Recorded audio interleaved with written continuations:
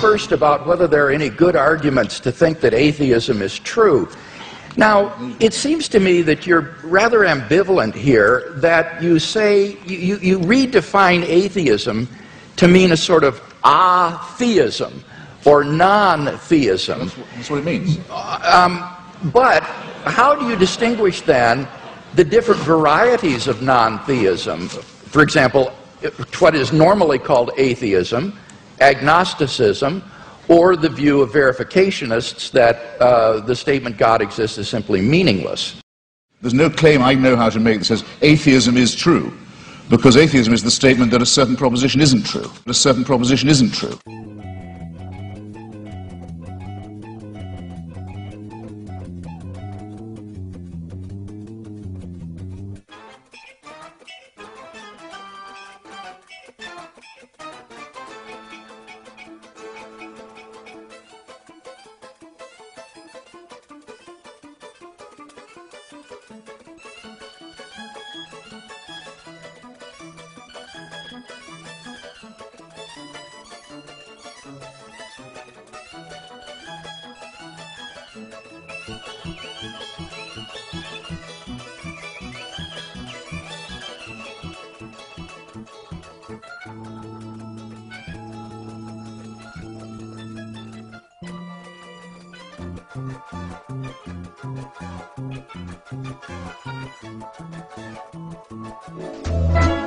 So I wish you'd get this bit right.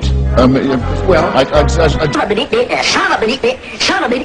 the point is, though, that on your definition of atheism or non-theism, it really embodies a diversity of views, such as agnosticism, what is normally called atheism, or this verificationism. Now, which of those do you hold to within this umbrella of atheism? Are you an atheist who asserts the proposition God does not exist, or do you simply withhold belief in God in the way the agnostic does?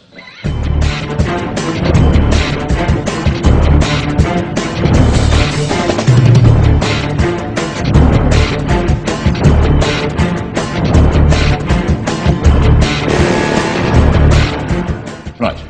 On some days, I'm not going to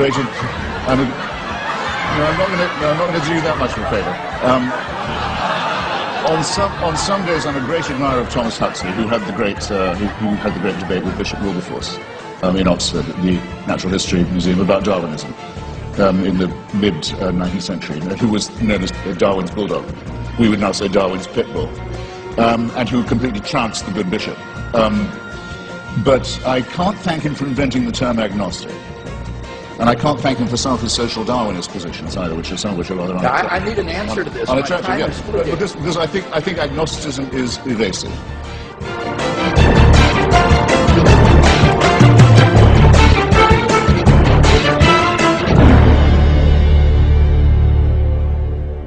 To me, yes, if you talk about the power of the Holy Spirit and so forth, to me, that is meaningless. It's to me, I'm sorry, I've tried.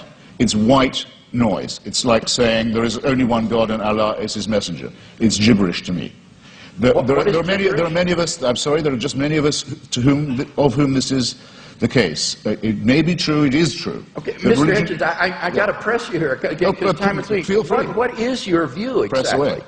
Do you affirm God does not exist, or do you simply withhold belief? Once I have said that I've never seen any persuasive evidence for the existence of something, and I've made real attempts to study the evidence presented and the arguments presented, that I will go as far as to say, have the nerve to say, that it does not therefore exist. That it does not therefore exist, except in the mind, except in the Henry Jamesian subjective sense that you say of it being so real to some people in their own minds, that it counts as a force in the world, yes. Okay, so you do affirm then that God does not exist. Now, what I want to know, and do you have any justification for that?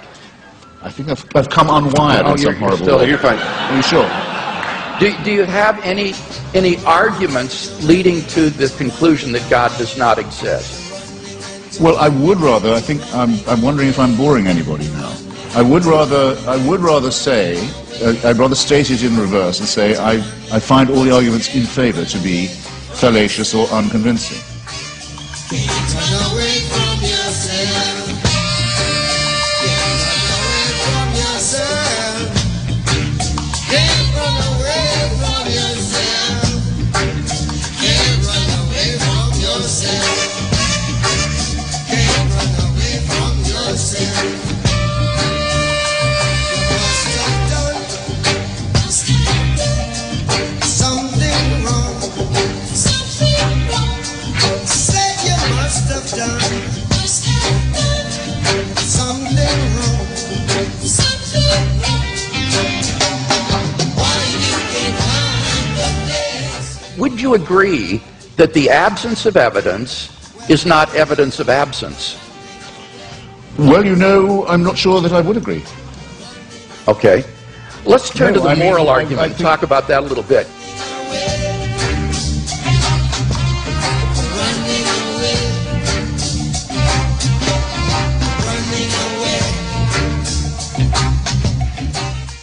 It seems to me a very,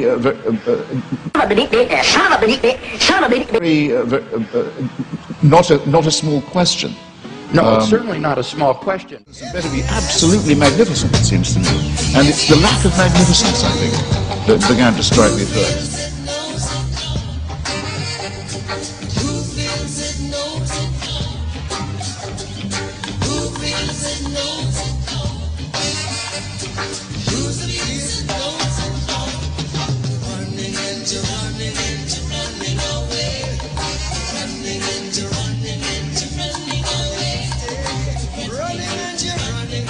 The only argument for atheism is the absence of evidence for God.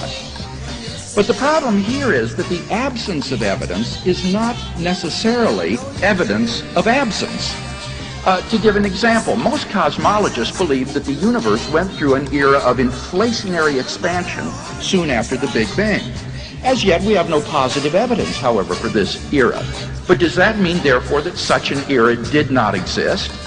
The reason we don't believe that I'm a kangaroo is not because of the absence of evidence that I am a kangaroo. Rather, it is the presence of evidence that I am not a kangaroo. Like, we have good evidence that I'm Homo sapiens, so it is the presence of contrary evidence. But tonight we've heard no contrary evidence against the existence of God. And so this is just an elementary logical point.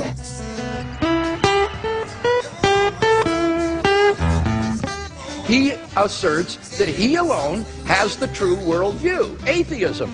The only problem is he doesn't have any arguments for this worldview. He just asserts it. So it seems to me that if you're going to have a worldview and champion it tonight, you've got to come to a debate prepared to give some arguments, and we haven't heard any. Chase those